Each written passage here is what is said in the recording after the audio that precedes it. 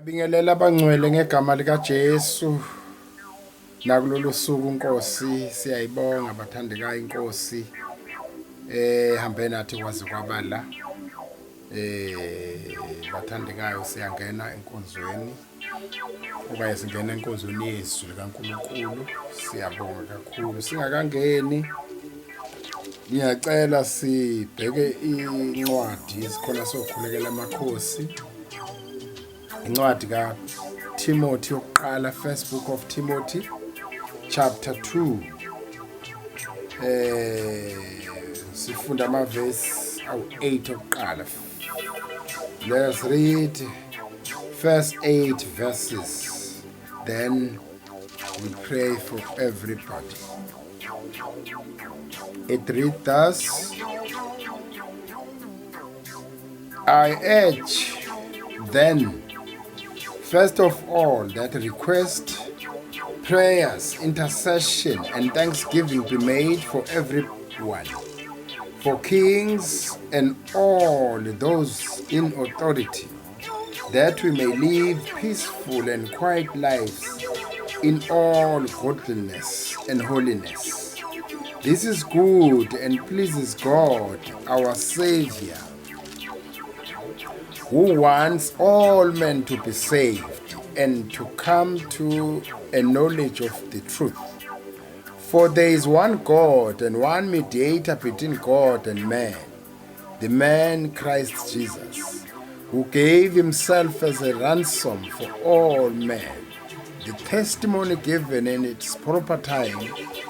And for this purpose I was appointed a herald and an apostle. I am telling the truth, I'm not lying, and a teacher of the true faith to the Gentiles. I want men everywhere to lift up holy hands in prayer without anger or disputing. Amen. Asithandaze. Baba ongcwele, siyabonga Nkosi, siyeme esikhaleni singenela bonke abantu endaweni engcwele lokhu thina usinikeze umsa wasihawukela wasithanda ngomsa wakho ongenaso isizathu.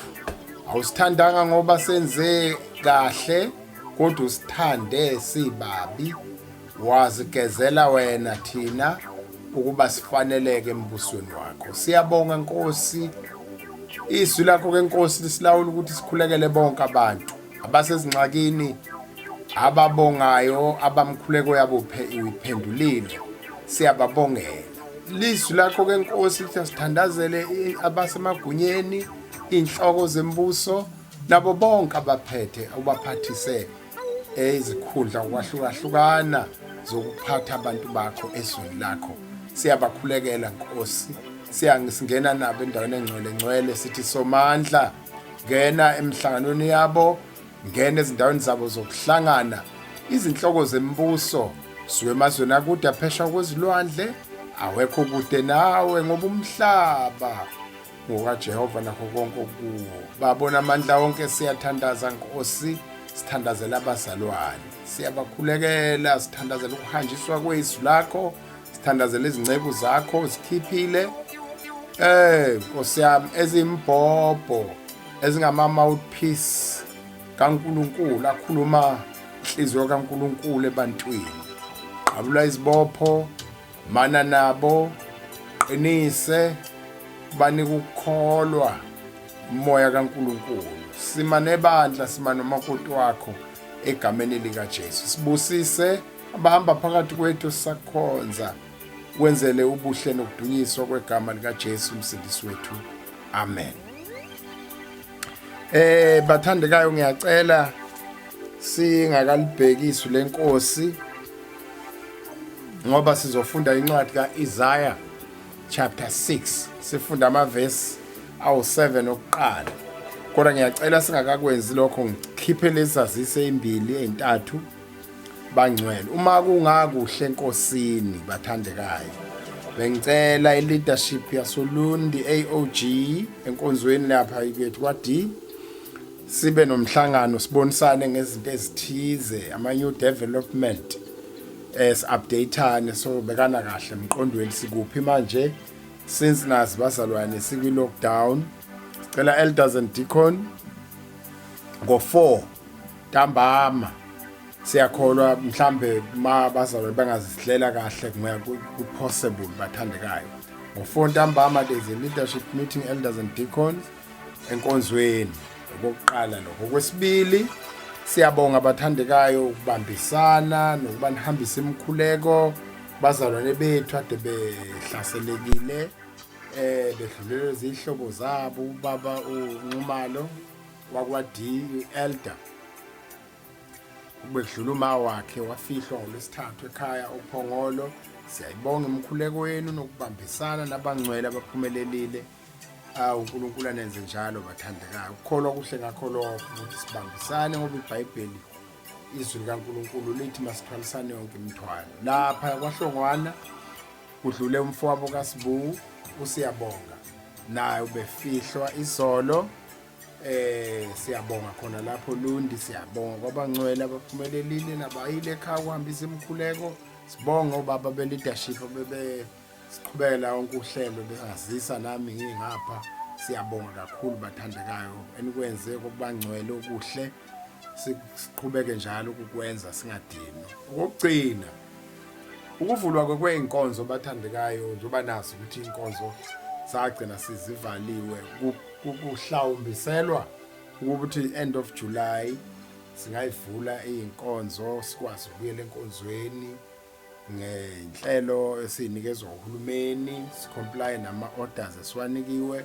I-leadership yenkonzo kusekhona nje abakulungisayo bathinta lapha kuneyintwanyana ekufanele bazihleleke kuqala before kuthiwa abazalwane ababuye. Okunye kwakho nje lokuthi abantu abano-55 and above abangayi enkonzweni. Okunye kwakho fumigation of the church, sanitizers and all that, amanzi ahamba, running water, easy uba abantu bakwazi ukuba nendawo yokuhlamba noma skena into ey'fana nalezo noma register njalo. Konke lokho ke si-addressa khona. Siyacela ukusho ukuthi-ke hhayi bekezelani bathandekayo, kuzolunga ngemkhuleko yenu, kuzolunga ngokukholwa kwethu, kuzolunga uNkulunkulu wethu engakithi bathandekayo egameni lenkosi. Asiyeni ke ezwini lenkosi bangcwele. Won't be long. Isihloko senkonzo ke thuya namhlanje sithi to be sanctified, or to be cleansed, into efanayo. Sithola ke encwadini kaIsaiah chapter 6 sifunda amavesi ayisikhombisa okuqala. Ngifunda ke ku NIV version. Ifundeka ke yona kanje. In the year that King Uzziah died, I saw the Lord seated on a throne, high and exalted, and the trail of his robe filled the temple.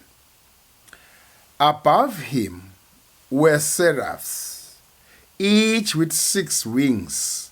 With 2 wings they covered their faces, with 2 they covered their feet, and with 2 they were flying. And they were calling to one another, Holy, holy, holy is the Lord Almighty. The whole earth is full of his glory. And the sound of their voices, the doorpost and the threshold shook, and the temple was filled with smoke. Woe to me, I cried. I am ruined, for I am a man of unclean lips, and I live among a people of unclean lips. And my eyes have seen the King, the Lord Almighty. Then one of the seraphs flew to me with a live coal in his hand, which he had taken with tongs from the altar. last verse, which is verse number 7. With it, he touched my mouth and said, see, this has touched your lips. Your guilty is taken away and your sin atoned for. Nkosi ayibusise ukufundwa kwesizwi layo, masilibonge izwi likaNkulunkulu. Baba liphilile izwi lakho, linguwe Nkosi, sithembe lona. Siyalethemba Nkosi ukuthi liyawusikhanyisela. Siyalethemba Nkosi ukuthi uzawudala izinto ezintsha, ngoba lona liyadala lenzongekho kube khona. Sibusise Nkosi ngalo, wenzele ubuhle nokudunyiswa kwegama lika Jesu. Sibongile, yenze njalo Moya Ongcwele ngoJesu umsindisi wethu. Amen. Lapha kule ncwadi bathandekayo ikhuluma ngokuhlanjululwa. Kahle kahle lolu hambo lwethu lokukholwa luncike ekutheni uNkulunkulu uyazambula ngezindlela ezahlukene bathandekayo, ngoba uNkulunkulu angenza noma yena. uNkulunkulu uyazembula ngenkomo, uyazembula ngembongolo, uyazembula ngembuzi, uyazembula ngayo yonke nje into uyisebenzisa uNkulunkulu. Uyazembula nangesihlahla. Niyakhumbula ukuthi uMoses wabona isihlahla sivutha, savutha isihlahla insuku singapheli. Waze wathi uMoses, ayi ake ngisondele ngiyobona ukuthi yini kanti lesi sihlahla sivuthe kodwa singapheli. Mayesefika eduze kwesihlahla, qhamuke izwi likaNkulunkulu esihlahleni esivuthayo. Yini le? uNkulunkulu uyazambula, uzambula noma ngabe yini, ngoba umhlaba ngakaJehova nakho konke okugcwele kuwo. Uyazambula uNkulunkulu. Lapha ke bathandekayo kule ncwadi, iBhayibheli ke lithi uIsaya asithi uIsaya umprofeti, uIsaya umpriest, uIsaya umuntu statement, umuntu ohloniphekile, umuntu ozalwe ebukhosini. uIsaya waseva emakhosini amaningi engaphezulu kweyodwa, seva engumpriest, engumprofeti. uIsaya sisukuthi kodwa lapha ekuhlaleni kwakhe, ngoba kuyacaca ukuthi wake wahlala lapha emathempelini nasemakhosini kodwa engakaze ambone uJehova, ngamanye amagama engazambulanga uJehova. Abesethi ke kwathi ngonyaka inkosi uZiya afa ngayo, wasebona ke inkosi ihleze esihlalweni esiphakemeyo, nengubo yayigqokile inomsilo omude, ugcwalise ithempeli. Ngaphezulu kwayo kuhlezi amaserafu, zingilozi ke lezi. Ingilozi ngayinye inamaphiko awu6. Ngamabili ingilozi yayikhave ubuso bazo, ngamabili zikhave izinyawo, ngamabili zindiza. Ingelosi zakhuluma ke, zazikhuluma lolu limo oluthi kwenye nenye, ungcwele ungcwele ungcwele uNkulunkulu wemkhosi, ngoba umhlaba ugcwele inkazimulo yakhe. Kusho lezi ingelosi. Lawo mazwi lokho kukhuluma izwi, ama voices azo anyakazisa ama-doorpost insika, anyakazisa isekelo zethempeli. Kwagcwala intuthu, filled with smoke ethempelini. Esathi ukubuka lokho, bona inkosi hleze esihlalweni nengubo yayo enomsilo omude ugcwele la. Nazi ingilosi zisho lokho, gcwala ilokana kunyakaza manje insika zethempeli, kunyakaza manje isekelo zethempeli kunalamazwi. Usethi ke uIsaya, "Oh kimi, who to me?"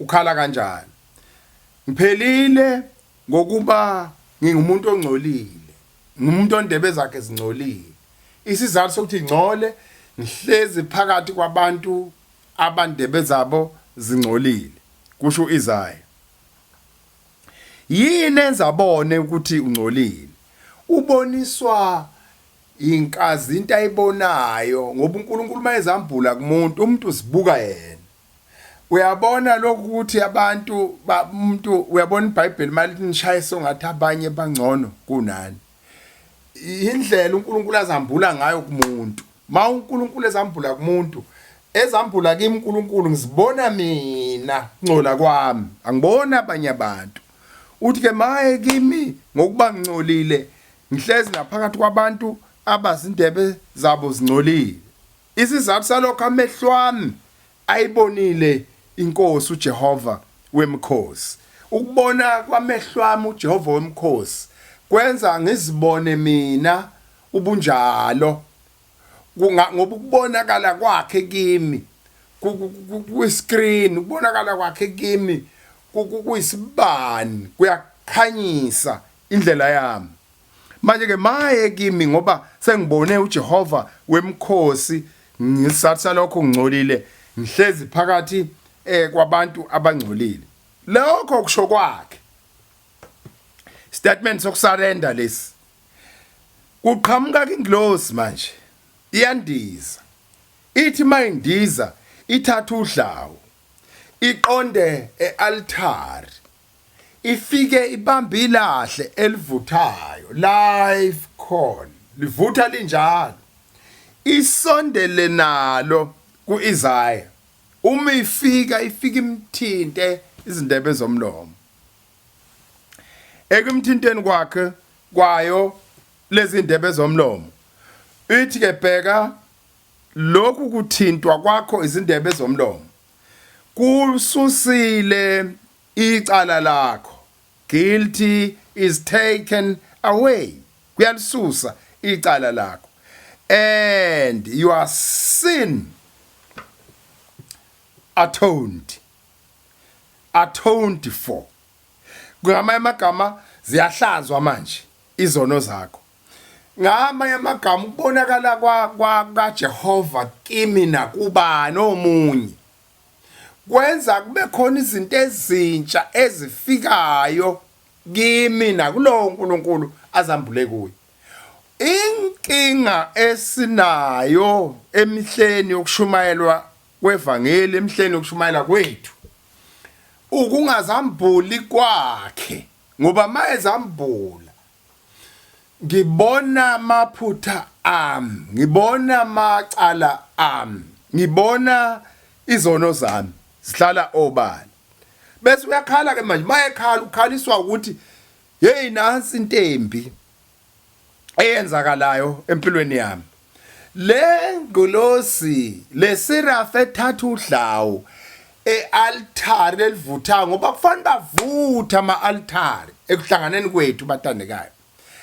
avuthe kube namalahle avuthayo lamalahle enzani lamalahle ayahlambulula aya sanctify awukhona ingoma sasihlabelela madoda ethi when the Lord sanctified me aya sanctify amalahle leli lahle elithathwa iseraf ngodlawu lithathe altar elivuthayo awavutha ama-altari ukuze kube namalahla athinta abantu lokhu kuthintwa ususa ububi bakhe susa izono zakhe ingakho ke manje lokhu kuthintwa kwakho sekulimuvile ihlazo lakho sekubususile ububi bakho ngamanye amagama uyahlanjululwa lapha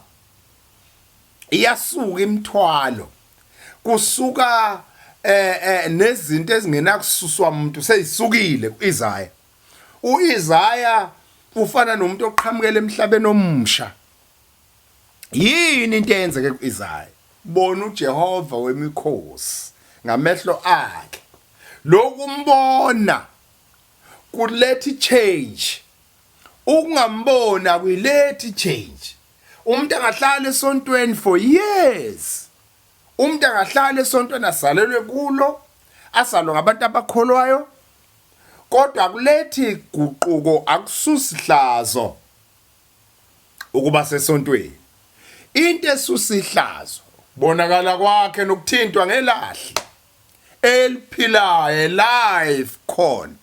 Liphila ngenxa ukuthi iziko liyaphila, iziko libasiwe. Umsebenzi wami nawe basa leliziko ukuba kuqhamukela amalahle athinta abantu, athinta wonke umuntu ukuze lo muntu angcweliswe. Maye sengcwelisiwe uready ke lo muntu ukuseva uNkulunkulu wemikhosi. Maye sengcwelisiwe he or she is ready to move forward. Ulindelwe ngamuso wami uqhubeka nelencwadi uyifunda uhleki kahle ekhaya. Uyeswa mayesethi makuthiwa kwaqhamuka manje imibuzo evelayo siyawuthuma ubani uyawusiyela sekukhona izinto sekufanele bamayizosonjulula. Umzwe sethi ngilapha mina available, I can go. Yini ethi I can go? Ihlazo lakhe lisusiwe, ububi bakho buhlanguliwe. Hlangulwe yini? Ilahle eliphilayo, ilahle elivuthayo elithathwe altar. Thathwa kwaleli lahle bekuhlambulula uIsaya. Thathwa kwaleli lahle bekususa ububi buka Isaya. Kusho ukuthi amacala akhe asesusiwe, uthethelelwe amacala akhe. Umuntu omsha manje ngoba umuntu esekuKristu uba isidalwa esisha. Umuntu esembonile uJehova wemkhosi uba isidalwa esisha. Umuntu kukhona izinto asayibonile. Lo muntu lo akafani nekholwa lesonto. Lo muntu kukhona into ayibonile. Lo muntu uhlanjululiwe. Lo muntu amehlo akhe abona uJehova ehleze ethempelini lakhe. Kukhuluma lezi ingilosi zimbonga zithi ungcwele uJehova wemkhosi ngoba inkazimulo yakhe igcwele umhlaba wonke. Lamazwi asho lokho anyakazisa isekelo zethempeli, anyakazisa insika zethempeli. Kunqanqa ithempeli nqangiswa lamazwi asho ilezi ingilosi ezisho lokho.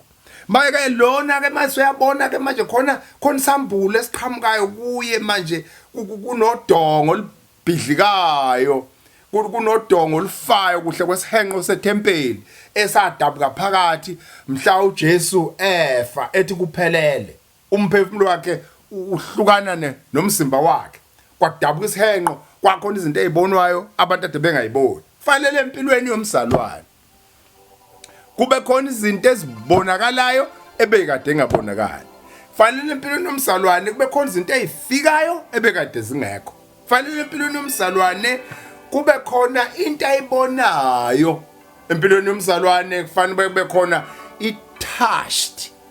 Leli lahle eliphethwe ngodlawu yile seraph yathinta izindebe zomlomo wakhe. Sekuthiwa ke hayi ububi bakho bususiwe kuwe. Usemuntu omsha ke musha ngoba ukhona imithwalo emuviwe kuye kasathwele. Kukhona itouch entsha ethinta impilo yakhe. Malibonga igama lenkosi. Ngakho ke bazalwane bami egameni lika Jesu sisayenza lemizamo yokuba sikhonze online, sikhonze ngalezi indlela zo WhatsApp ngayo yonke lelo kani. Kahle bangcwele sijonge ukuba sikhumbuzane ukuthi singobani, siqhamukaphi, siyaphi. Alibonga igama lenkosi. Singabantu abasha, isizwe sikaNkulunkulu esisha esibone uJehova ngamehlo aso, esizono zabo zisusiwe. Alibonga igama lika Jesu. Ngakho bathandekayo ngiyanikhulekela uba isibuso sikaNkulunkulu sibe phezu kwenu. Ngiyanikhulekela kuba amandla okuvuka kwakhe aneqele. Ngiyanikhulekela bamandla okuvuka kwakhe anigqoke. Ngiyanikhulekela ukuba amandla okuvuka kwakhe aninqobe. Ngiyanikhulekela ukuba nibone kangcono usuku nosuku kube khona izinto enizibonayo. Alibonge igama lenkosi. Ngalamasu ngicela uba ngenze umthandazo bathandekayo. Baba wethu ongcwele, siyabonga Nkosi. Sibonga izwi lakho elokukhuluma kwakho. Sibonga izwi lakho elokuphila. Sibonga izwi lakho elasizala. Sibonga amandla osinike wona, amandla okudodana, amandla okuzalwa izwi lakho. Ngoba izwi lakho lithi ubani onqobiswe mangwesiye oselwe izwi lakho. Ngoba konke okuselwe izwi lakho kuyalinqobiswa. Siyabonga Nkosi, sibonga isikhathi osiphesona. Sibonga nje Nkosi yami nokulalela iphimbo lakho. Dumo lonke malibuyele kuwe. Siyabakhulekela Nkosi yami bonke ababuthakathaka. Siyabakhulekela baphelelwe ngamandla. Siyabakhulekela abagulayo enyameni. Siyala amandla okuphila avele egameni lika Jesu. Moya ongcwele uyisolo wenamhla uwe kuze kube phakade. Sikelele sibusise egameni lika Jesu Kristu umsindisi wethu. Amen and amen.